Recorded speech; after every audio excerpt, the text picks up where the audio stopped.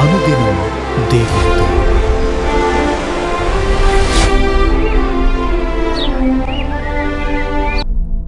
Praise the Lord. అనుదినం దేవునితోనే కార్యక్రమాన్ని చూస్తున్న మీ అందరికీ మన ప్రభు అయిన రక్షకుడైన యేసుక్రీస్తు ఘనమైన నామంలో వందనాలు. ఉదయకాలం దేవుని వాక్యం చూసుకుందాం. మత్తయి సువార్త 16వ అధ్యాయం 25వ వచనం. తన ప్రాణమును రక్షించుకొనగోరువాడు దాన్ని పోగొట్టుకొనును, నా నిమిత్తము తన ప్రాణమును పోగొట్టుకున్నవాడు దాన్ని దక్కించుకొనును. పాలస్తీనా దేశంలో 2 సముద్రాలు ఉన్నాయి. ఒకే నది నీరు ఈ 2 సముద్రాల్లోకి వచ్చి చేరుతుంది. ఈ నది యోర్దాను నది.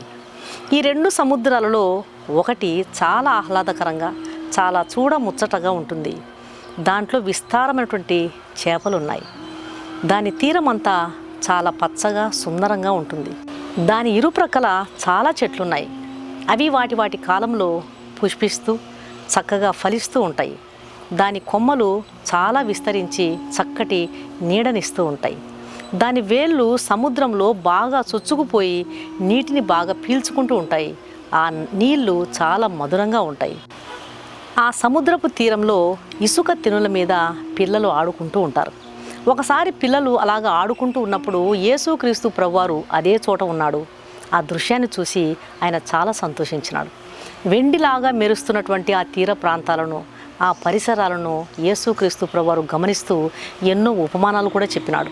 5,000 మంది ప్రజలు పోషించబడినటువంటి స్థలము ఈ స్థలానికి ఎక్కువ దూరంలో లేదు. అదే గలిలయ సముద్రం. ఆ తీరమే గలిలయ సముద్ర తీరం. యోర్దాను నది దక్షిణంగా ప్రవహిస్తూ వేరొక సముద్రంలో కలుస్తుంది.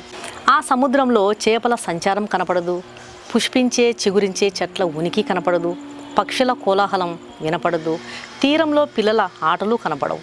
ప్రయాణికులు లేదా యాత్రికులు ఈ సముద్ర మార్గంలోకి రావడానికి కూడా ఇష్టపడరు. ఈ నీటిపై ఎప్పుడు గాలులు చాలా బలంగా వీస్తూ ఉంటాయి.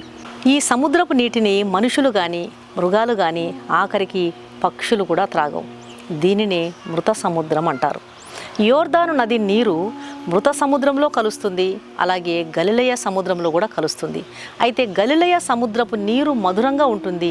ఇంకా మధురంగా అది మారుతుంది. మృత సముద్రపు నీటిలో యోర్దాను నది నీరు కలిసినప్పటికీ ఆ నీటి స్వభావంలో ఏ మార్పు లేదు. అవి నిర్మింపబడిన ప్రాంతపు నేలను బట్టి, దేశ నైసర్గిక స్థితిగతులను బట్టి ఆ నీళ్ళ స్థితి ఆధారపడలేదు. వ్యత్యాసం ఏమిటంటే గలిలయ సముద్రంలోనికి వచ్చి కలిసే నీరు అంతే పరిమాణంలో వేరొక దిక్కు నుండి బయటికి ప్రవహిస్తుంది. ఇచ్చి పుచ్చుకోవడం అనేది ఈ సముద్రానికి ఉన్నటువంటి లక్షణం. అయితే మృత సముద్రం పరిస్థితి వేరు. మృత సముద్రంలోనికి వచ్చి కలిసే నీరు అలాగే నిలిచిపోతుంది. అది అక్కడే ఉంటుంది. బయటికి ప్రవహించే పరిస్థితి ఈ సముద్రానికి లేదు. ఈ ప్రపంచంలో 2 రకాలైన ప్రజలున్నారు. ఒక గుంపు గలిలయ సముద్రంలాగా ఉంటారు.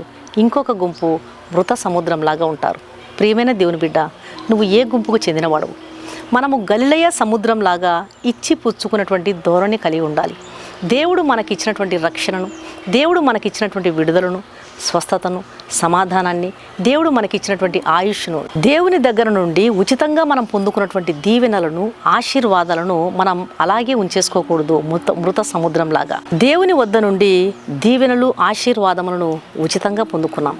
అనేకులు దేవుని చేత దీవించబడే విధంగా, ఆశీర్వదించబడే విధంగా వారిని దేవుని యొద్దకు మనం నడిపించాలి.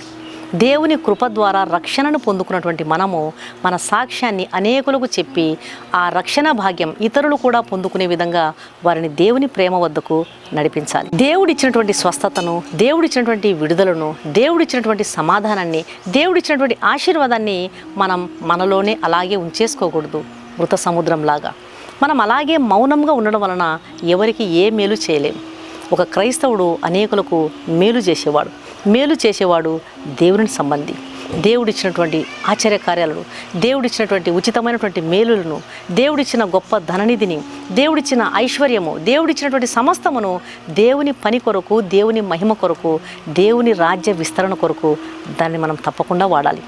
గలిలయ సముద్రంలాగా ఇచ్చి పుచ్చుకునేటువంటి లక్షణాన్ని మనం కలిగి ఉండాలి. గలిలయ సముద్రము ఎంత నీరు అది పొందుకుంటుందో తిరిగి అంతే పరిమాణంలో అది బయటికి ప్రవహిస్తుంది.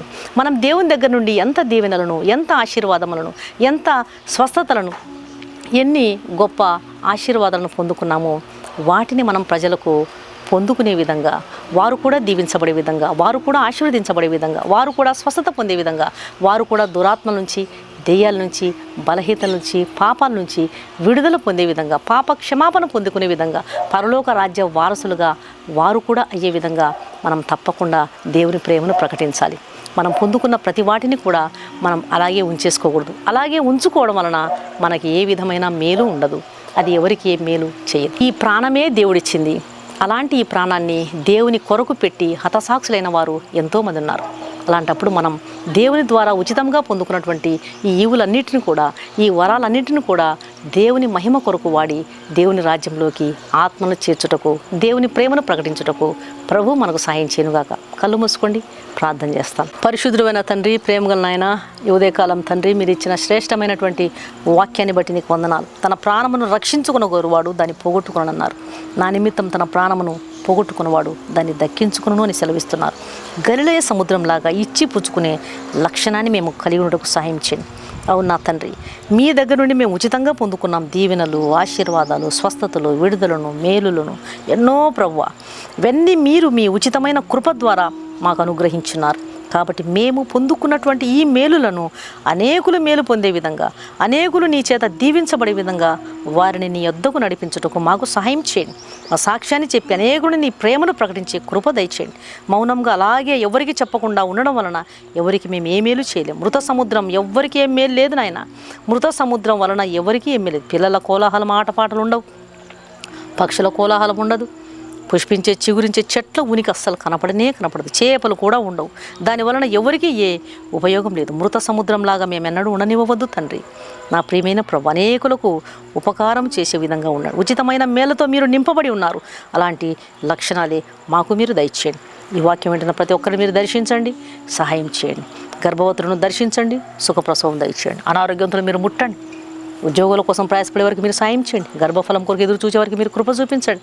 మూర్ఖులై, మొండి వాళ్ళై తిరుగుబడుతున్నటువంటి పిల్లల్ని మీరు మార్చివేయండి. నా ప్రియమైన తండ్రి, ఈ వాక్యం వింటున్న ప్రతి ఒక్కరిపై మీ హస్తం ఉంచండి నాయన. అందరినీ మీరు దీవించండి. నీ కొరకు సాక్షులుగా బ్రతుకుటకు మీ పరిశుద్ధాత్మ సహాయమును మెండుగా దయచేయమని యేసు సర్వశక్తిగల నామములో అడిగి వేడుకుంటున్నాను తండ్రి, ఆమెన్. ఈ వాక్యం విన్న ప్రియమైన దేవుని బిడ్డలారా, దయచేసి దేవుని వాక్యం అనేకులు విని మేలు పొందే విధంగా, రక్షణ పొందే విధంగా, ఆశీర్వదించబడే విధంగా దేవుని వాక్యాన్ని షేర్ చేయండి. ఛానల్ను సబ్స్క్రైబ్ చేసుకోండి. మీ ప్రార్థన అవసరాలను కామెంట్ సెక్షన్లో తెలియజేసినట్లయితే మీ కొరకు తప్పకుండా ప్రార్థన చేస్తాం. ఈ వాక్యం విన్న మీలో ఇంకా రక్షించబడని వారు ఎవరైనా ఉన్నట్లయితే దయచేసి క్రీస్తు ప్రభువారికి మీ హృదయాన్ని ఇవ్వండి. పాపుల కొరకే ఆయన ఈ లోకానికి వచ్చినాడు. కలువరి శిలువలో ఆయన తన పరిశుద్ధమైన రక్తాన్ని, విలువైన రక్తాన్ని ప్రేమించి, పాపులను ప్రేమించి వారి రక్షణ కొరకు, వారిని పరలోక రాజ్య వారసులుగా చేరిన ఉద్దేశంతో ఆయన శిలువలో తన రక్తాన్ని గార్చినాడు. ఆయన రక్తంలో కడుగబడకపోతే ఒక పాపికి రక్షణ లేదు, నిరీక్షణ లేదు, పాప క్షమాపణ లేదు. కాబట్టి ఆయన ఇచ్చే ఉచితమైన రక్షణను స్వీకరించండి. ఆయన ఇచ్చే ఆహ్వానాన్ని తృణీకరించవద్దండి. దేవుడి మీ ఆత్మను రక్షించునుగాక. God bless you.